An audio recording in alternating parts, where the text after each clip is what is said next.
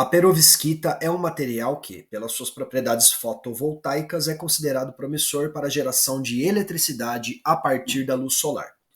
O composto foi sintetizado em 3 etapas, descritas pelas equações químicas a seguir. Então aqui estão as 3 equações. Os seguintes reagentes foram empregados na síntese. Ele me dá aqui em mol a quantidade de cada reagente. Pergunta: nessas condições, qual é a quantidade máxima da perovskita produzida? Bom, pessoal, eu preciso entender o seguinte nessa questão. Um dos produtos formados aqui, ó, na primeira reação, que é o iodeto de chumbo, ele é um dos reagentes na terceira reação, ok?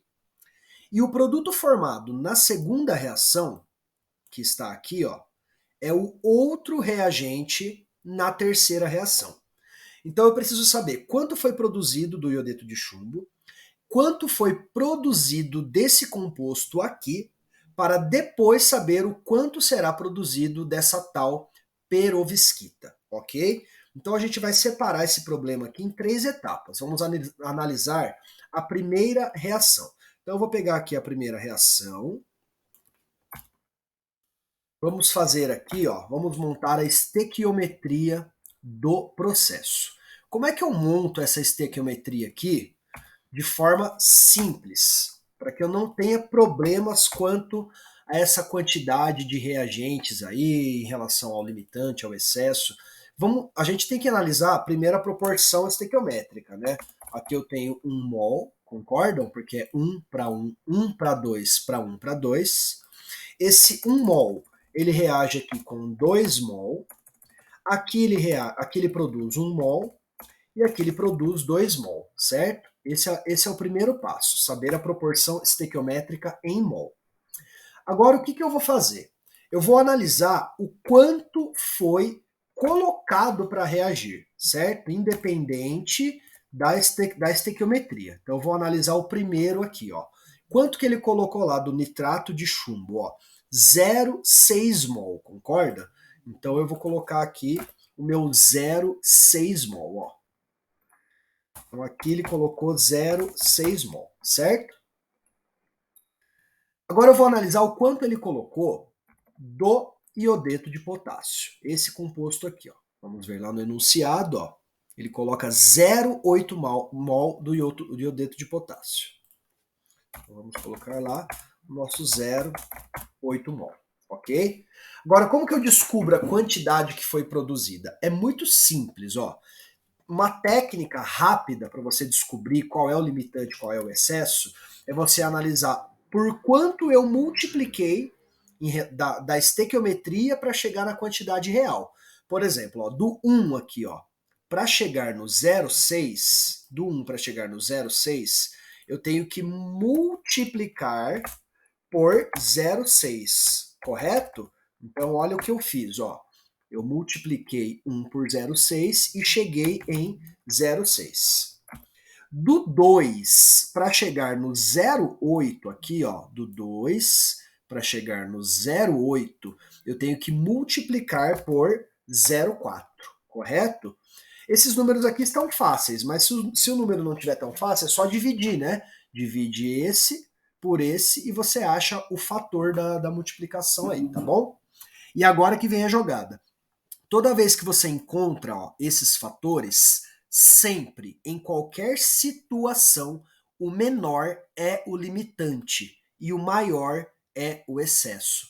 Então, eu vou usar esse 0,4, por quê? Porque agora eu posso usar a lei das proporções definidas, de Proust. Se o 0,4 é a minha constante de proporcionalidade aqui, então eu tenho que multiplicar todas as quantidades aqui, ó, por 0,4. Aqui vai ser 0,4 e aqui vai ser 0,4 também. Só que o nitrato de potássio não importa pra gente, então eu vou pular essa parte. Então, ó, 1 aqui, ó, vezes o meu 0,4, eu produzo 0,4 mol do iodeto de chumbo. Então eu já achei a primeira quantidade aí, ó, o primeiro reagente, beleza?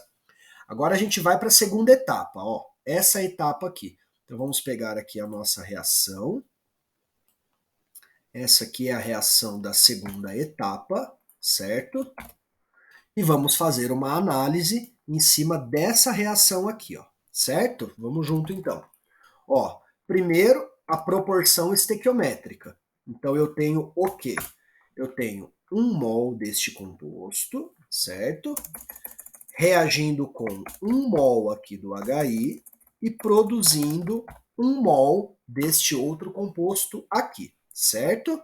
Agora eu faço a análise do quanto foi misturado de um reagente com o outro. Então olha só lá no enunciado, ó, ele coloca 0,7 mol de CH3N2, certo? Então vamos colocar aqui 0,7 mol 0,7 mol do CH3NH2. Quanto que ele coloca do HI? Ó, do HI ele coloca 0,8 mol, ó, 0,8 mol de HI, correto? Então vou colocar 0,8 mol aqui do HI. 0,8 mol. Agora eu vejo a constante, ó, do 1 para chegar no 0,7, eu multipliquei por 0,7, certo? Multipliquei aqui por 0,7. Do 1 para chegar no 0,8, eu tenho que multiplicar por 0,8. E aí, analisando essas duas constantes de proporcionalidade, vem a regrinha. A menor constante é sempre do limitante. Então, eu vou usar o 0,7. Ele é a nossa constante de proporcionalidade aqui. Então, eu tenho que multiplicar tudo por 0,7. Então, a quantidade produzida aqui ó, vai ser 1 vezes 0,7, ok?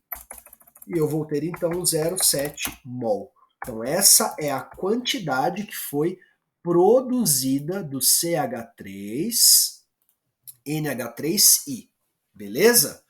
Bom, por último, né, a nossa terceira etapa, vamos pegar aqui a reação da terceira etapa do processo.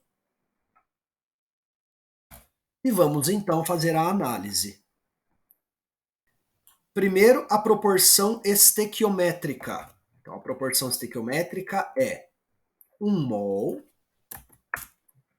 que reage aqui com 1 mol, que produz 1 mol, certo? O quanto que eu estou colocando do PbI2? Ó, é o que foi produzido lá na primeira, certo? Ó, 0,4 mol. Então eu estou colocando aqui, deixa eu já deixar a setinha pronta, né? Setinha.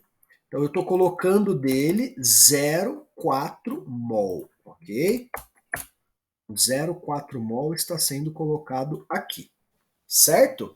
Quanto que eu estou colocando do CH3NH3I? É o que foi produzido aqui, ó, 0,7 mol, certo?